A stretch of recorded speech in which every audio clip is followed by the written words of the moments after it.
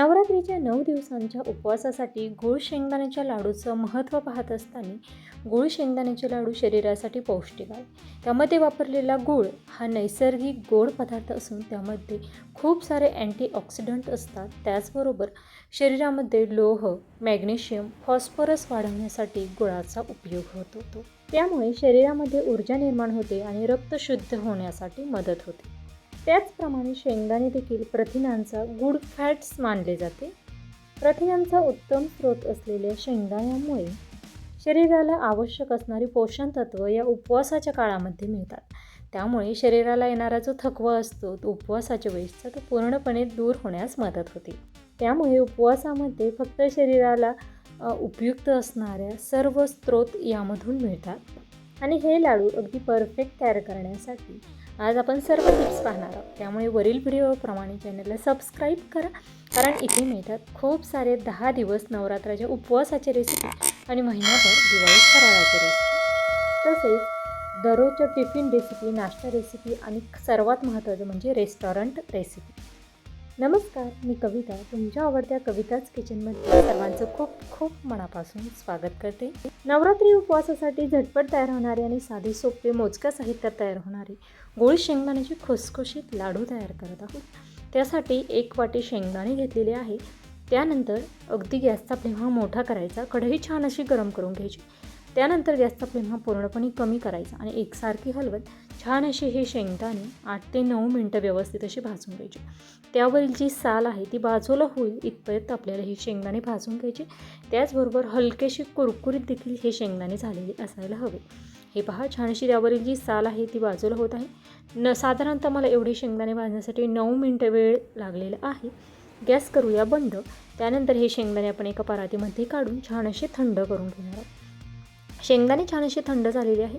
त्यानंतर सुती एक रुमाल घेतलेला आहे, त्या रुमालवर हे शेंगदाणे टाकलेले आहे. त्यानंतर त्याची वरील जी साल आहे ती काढून घ्यायची. जेवढे जास्त त्याचे टरफल काढून घेता येईल तेवढे जास्त टरफल आपल्याला काढून घ्यायचे आहे. हे पहा, खूप छान असे सर्व टरफल यावर निघून गेलेले आहे. त्यानंतर आपण ते सर्व काढून टाकलेले आहे.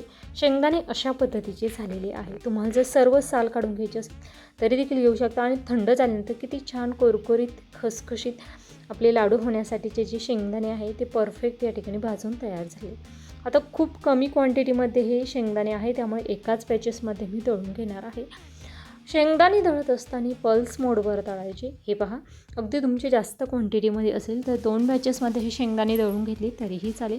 सुरुवातीलाच खूप जास्त बारीक कूट करायचा नाही, हलकासा ठोसर हा कूट करायचा. त्यानंतर परातीमध्ये हे सर्व शेंगदाणे काढून घ्यायचे. आता या ठिकाणी वाटीच्या मापाने शेंगदाणे मोजून घेतले, कारण आपल्याला गूळ देखील मोजून घ्यायचा होता. अर्धी ते पाऊण वाटीच्या दरम्यान एवढा गूळ घेतलेला आहे. तुम्हाला गूळ किसून घ्यायचा असेल तर किसून घेऊ शकता, फोडून घ्यायचा असेल तर फोडून घेऊ शकता. या ठिकाणी हलकासा ठेचून हा गूळ मी घेतलेला आहे आणि शेंगदाण्याच्या कुटामध्ये छान असा हा गूळ व्यवस्थित असा मिक्स करून घेणार आहे, जेणेकरून लाडू सर्व एकसारख्या चवीचे तयार व्हावेत. यासाठी व्यवस्थित असा हा गूळ यामध्ये मिक्स करून घ्यायचा, कारण आपल्याला हे मिश्रण पुन्हा एकदा मिक्सरला दळून घ्यायचं आहे. आणि काही 2 बॅचेसमध्ये दळत असताना काही मिश्रणामध्ये जर मिश्रणामध्ये जास्त गूळ झाला आणि काही मिश्रणामध्ये जर गुळाचं प्रमाण कमी झालं तर सर्व लाडू एकसारख्या चवीचे होणार नाही. तसं होऊ नये यासाठी अशा पद्धतीने गूळ सर्व मिश्रणामध्ये, सर्व शेंगदाण्याच्या कूटमध्ये व्यवस्थित असा मिक्स करून घेतला. आता 3 बॅचेसमध्ये आपण हे मिक्सरला दळून घेणार आहे. पल्स मोडवरच दळायचं. त्यानंतर अगदी थोड्या थोड्या बॅचेसमध्ये मी हा गूळ आणि शेंगदाण्याचा जो कूट आहे तो दळून घेणार आहे. हे पहा, अशा पद्धतीने. आता तुम्ही जर गूळ किसून घेतलेला असेल तर तुम्हाला ही एक स्टेप केली नाही तरीही चालणार आहे. गूळ किसलेला असल्यामुळे तो सर्व मिश्रणामध्ये तुम्हाला हाताच्या सहाय्यानेच व्यवस्थित असा मिक्स करून घेता येईल. शेंगदाण्याच्या कुटाला छान असा चोळून घ्यायचा आणि व्यवस्थित असा मिक्स करून घ्यायचा. परंतु या ठिकाणी मी फोडून घेतलेला होता, त्यामुळे मिक्सरला दळून घेणार आहे. त्यामुळे सर्व मिश्रणामध्ये गूळ एकसारखा मिक्स होईल त्यासाठी. हे पहा, अशा पद्धतीने दुसऱ्या बॅचेसमध्ये देखील मी दळून घेतलेलं आहे आणि राहिलेलं सर्व मिश्रण तिसऱ्या बॅचेसमध्ये मी दळून घेणार आहे. अशा पद्धतीने सर्व मिश्रण आपण हे मिक्सरला दळून घेतलेलं आहे. आता या ठिकाणी मिश्रण, लाडूसाठीचं जे मिश्रण आहे ना ते पल्स मोडवर शक्यतो दळून घ्या. मिक्सर एकसारखं चालू ठेवू नका, कारण या ठिकाणी खूपच जास्त जर हा कूट तुम्ही बारीक केला ना तर ते लाडू खाताना टाळूला चिटकतात. तसं होऊ नये यासाठी हलकासा ठोसर हा शेंगदाण्याचं कूट असायला हवं. त्यामुळे सुरुवातीला जेव्हा आपण शेंगदाणे दळून घेतले त्यावेळेस खूप जास्त बारीक दळून घ्यायचे नाही, हलकेसे ठोसर ठेवायचे, जेणेकरून दुसऱ्यांदा आपल्याला जेव्हा दळून घ्यायचे आहे त्यावेळेस ते थोडेसे ठोसर राहतात, खूप जास्त बारीक होत नाही. अगदी तुम्ही गूळ या ठिकाणी किसून घेतलेला आहे तो हाताच्या सहाय्याने यामध्ये मिक्स करणार असाल तर पहिल्यांदा दळून घेताना व्यवस्थित असं दळून घ्या, ठोसर ठेवू नका. हे पहा, व्यवस्थित असं या ठिकाणी पुन्हा एकदा हाताच्या सहाय्याने छान असं मिक्स करून घ्यायचं, जेणेकरून गूळ सर्व मिश्रणामध्ये व्यवस्थित असा मिक्स होईल आणि परफेक्ट असे आपण याचे लाडू तयार करून घेऊ. अगदी लहान साईजचे या ठिकाणी मी हे लाडू बनवत आहे आणि किती लाडू तयार झालेले आहे हे सर्वात शेवटी मी दाखवणार आहे. रेसिपी करून पहा, कशी झाली ते कमेंट बॉक्समध्ये नक्कीच कळवा. आणि गेले 3 दिवस झालेले आहे आपण नवरात्रीच्या उपवासाच्या पदार्थांची सिरीज या ठिकाणी अरेंज केलेली आहे.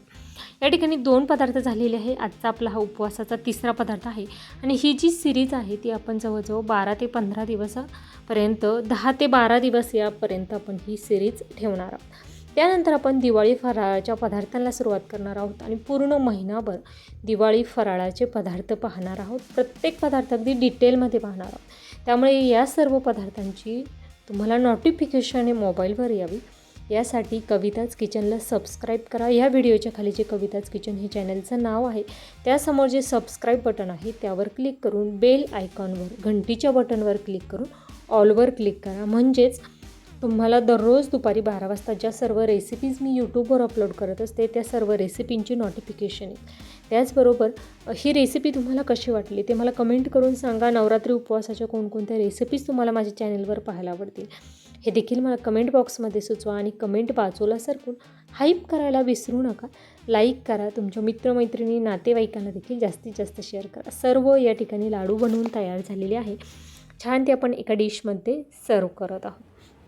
त्याचबरोबर कविताज किचनचा कांदा लसूण मसाला केमिकल फ्री डंकावर कुटलेला कांदा लसूण पाट्यावर वाटून छान असा तयार केलेला आहे. जर तुम्हाला पाहिजे असेल तर नक्कीच कमेंट बॉक्समध्ये तुम्ही हा जो मसाला आहे त्या मसाल्याबाबतच्या काही तुमच्या शंका असतील किंवा तुम्हाला ऑर्डर करायचं असेल तर कमेंट बॉक्स थ्रू तुम्ही ऑर्डर करू शकता. तिथून तुम्हाला माझा नंबर मिळेल, त्या नंबरवर कॉन्टॅक्ट करून तुम्ही हा मसाला घरबसल्या ऑर्डर करू शकता. त्याचबरोबर हे पहा, खूप छान असे आपले हे सर्व लाडू तयार झाले. एकसारख्या आकारावर परफेक्ट असे लाडू तयार झाले. मोजक्यात 2 साहित्यामध्ये हे लाडू तयार होतात, परंतु अगदी आरोग्यासाठी पौष्टिक हे लाडू आहेत. त्यामुळे आणि करण्यासाठी खूप जास्त वेळ लागत नाही, जास्त भांड्याचा पसारा होत नाही, झटपट बनवून तयार होणारे हे लाडू या नवरात्रीच्या वेळेस नक्कीच तयार करा. त्याचबरोबर नवरात्री स्पेशल आपण खूप सारे वेगवेगळे लाडूचे प्रकार देखील पाहणार आहोत. त्यामुळे त्या सर्व रेसिपी पाहण्यासाठी कविताज किचनला सबस्क्राईब करा. खूप छान असा हा लाडू या ठिकाणी बनवून तयार झालेला आहे. रंग छान आलेला आहे, त्याचबरोबर परफेक्ट आकारावर झाला आहे आणि किती खुसखुशीत झालेला आहे हे तुम्हाला पाहता क्षणी समजेल. खूप जास्त बारीक कूट केलेलं नाही किंवा खूप जास्त ठोसर देखील ठेवलेलं नाही. छान परफेक्ट या ठिकाणी हा लाडू बनवून तयार झालेला आहे. वेळात वेळ काढून माझी रेसिपी शेवटपर्यंत पाहिल्याबद्दल धन्यवाद.